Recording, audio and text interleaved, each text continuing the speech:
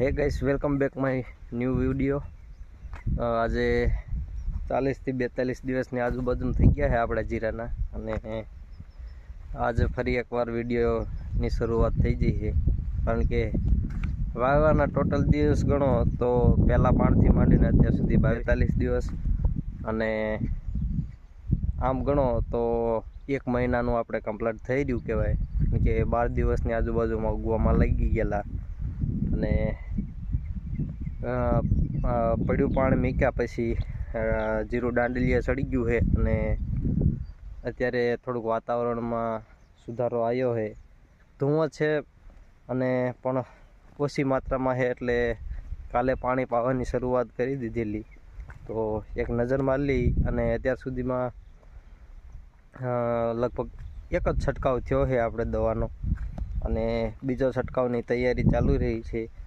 કારણ કે આમ ગણો તો કાંઈ જરૂર નથી, પણ પાણી પાયા પછી 4-5 દિવસની આજુબાજુમાં જો સુકાઈ જાય અને તો દવા છાંટવાની શરૂઆત કરી દઈશું। કારણ કે અત્યારે હું આંટો મારતો તો કોઈ જાતનો રોગ અત્યારે મને દેખાતો નથી, અને એક નજર મારી લઈ જીરું બાજુ, કારણ કે હમણાંથી મેં વિડીયો અપલોડ કર્યો નથી। જોઈએ હવે જીરું કેવું છે। તો ફાઇનલી જીરું બધું આવડું થઈ ગયું હોય એકદમ, અને સારું એવું છે। કોઈ પણ પ્રકારની કુકડ નથી અને કોઈ પણ પ્રકારનો રોગ નથી બતાતો। આ બાજુ કાલે પાયું હતું, અને આ બાજુ બાકી રહી ગયું છે।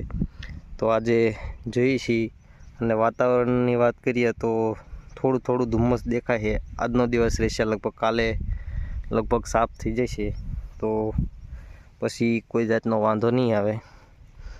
તો જીરું એકદમ સરસ લાગે છે, અને કોઈ પણ જાતનો રોગ બોગ કાંઈ તમને દેખાતો નથી। યુરિયા આપ્યું છે આ વખતે થોડું નજરમાં દેખાય એવું છે, થોડું જે કાંઈ વસ્તુ બતાવીશ એ થોડું કરીને બતાવી દઈશ।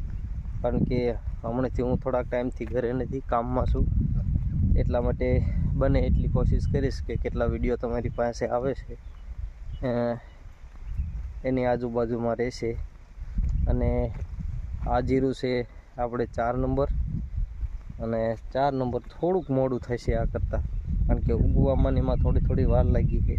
તો એ બાજુ પણ નજર મારી લઈ। આ જીરું પણ દાંડલિયા તો સડી ગયું છે, પણ બહુ વાંધો નહીં આવે, લગભગ થઈ જાય છે। અને આ આપણે છે પાહું, એ ધોરિયા કરીને વાવ્યું હતું લાસ્ટમાં, પણ આમાં પણ ઘણું બધું દેખાય છે, એટલે કોઈ ટેન્શન જેવું નથી।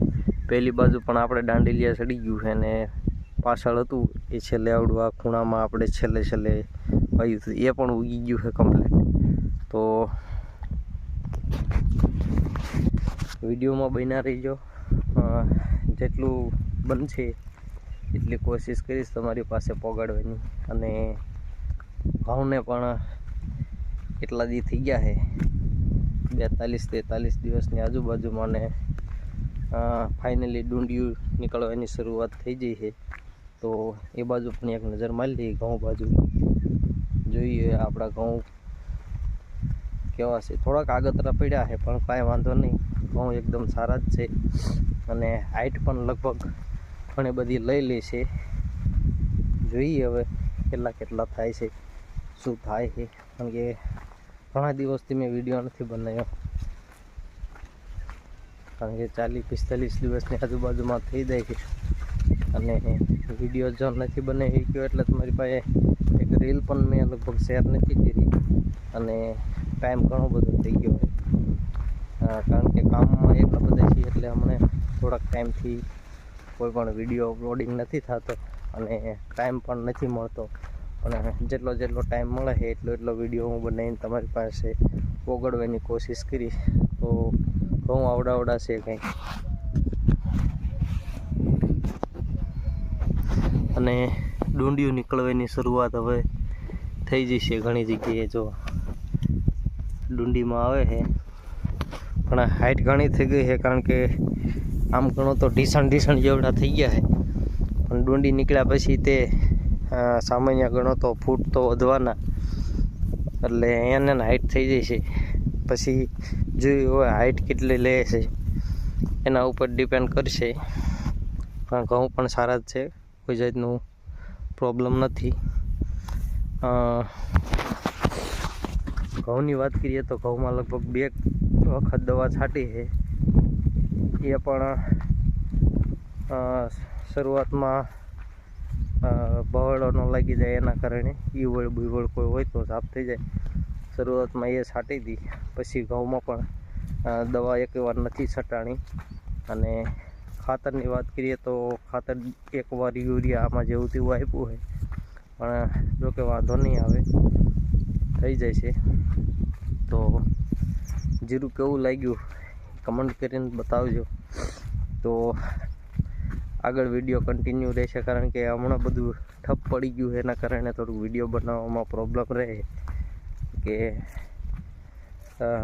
વ્યૂઝ ઓછા આવે છે અને થોડીક વિડીયો બનાવવામાં એમ તકલીફ પડે, થોડોક જુસ્સા ઓછો આવે છે.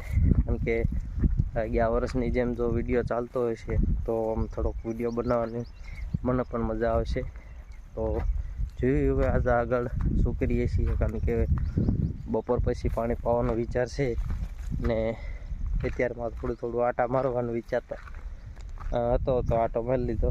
અને જોયું આગળ શું કરીએ છીએ, બન્યા રહીજો. તો ફાઇનલી ગાઈસ બપોર પછી પાણી ચાલુ કરી દીધું છે અને ટાઈટ થોડીક વધારે હતી એટલે કોટ નાખી દીધો છે જો ત્યો. અને થોડુંક પાયું છે, કારણ કે પાણી બહુ ધીમું હાલે છે.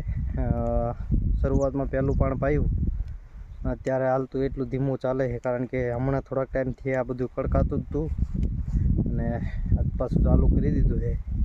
ફાઇનલી 1-2 દિવસમાં આ બધું પાઈ દેવાનું છે, કે આ બાજુ પણ હવે પાવાની જરૂર છે. આવડું આ પી રેવાયું છે, 3 થી 4 કેરા બાકી રહ્યા છે. બાકી આ બાજુ કાલે શરૂઆત થશે, કારણ કે આજ તો ટાઈમ થઈ ગયો છે લાઇટ જવાનો અને 5 વાગે જતી રહે. ફાઇનલી જીરું ધાર્યા કરતાં પણ ઘણું બધું સારું છે. અને પહેલાં એવું લાગતું કે આમાં બધે પારવું પડશે, પણ ફાઇનલી ઘણું બધું ઘાટું દેખાય છે. અને ફરી વખત નીંદવું પણ જોઈશે, કારણ કે હવે થોડું ખડ દેખાવાની શરૂઆત થઈ ગઈ છે. અને કારણ કે પહેલી વખત જ્યારે નીંદું ત્યારે નકરા સોયાબી હતા, એટલે સોયાબી ખેંચી લીધા હતા. અને આ વખતે ખડ પણ થઈ ગયું છે. જોઈએ હવે દવાનો એક છંટકાવ સાથે નીંદામણ પણ થઈ ગયું છે. બંને એક સાથે લઈ લઈએ તો વધારે મજા આવે, કેમ કે હવે બીજું કામ તો ઓછું છે, પણ જીરામાં જે કાંઈ મથામણ કરવાની થોડાક દિવસમાં કમ્પ્લીટ થઈ જાય. અને થોડું ઘણું આડું કામ છે એ બીજું બધું બતાવી દઈએ એટલે કમ્પ્લીટ થઈ જાય છે. બને એટલી ઉતાવળ રાખીશ વિડીયો બનાવવામાં, અને ઘણો બધો સમય લાગી ગયો છે, કારણ કે વિડીયો પોગાડવામાં તમારી પાસે મહિનાની આજુબાજુમાં થઈ ગયું છે. કારણ કે વિડીયો અપલોડ કરવામાં બનાવેલો હતો અને અપલોડ નથી થયો, પણ ફરી વખત તાજો બનાવી નાખ્યો હોય આજે. તો કાલે સવાર સુધીમાં લગભગ તમારી પાસે પહોંચી જશે. તો આજના માટે એટલું જ છે. મળીએ એક વધારે નવા વિડીયોમાં. ત્યાં સુધી મારા તરફથી બધાને જય માતાજી. વિડીયો ગમ્યો હોય તો લાઇક, શેર અને સબસ્ક્રાઈબ કરવાનું ના ભૂલતા.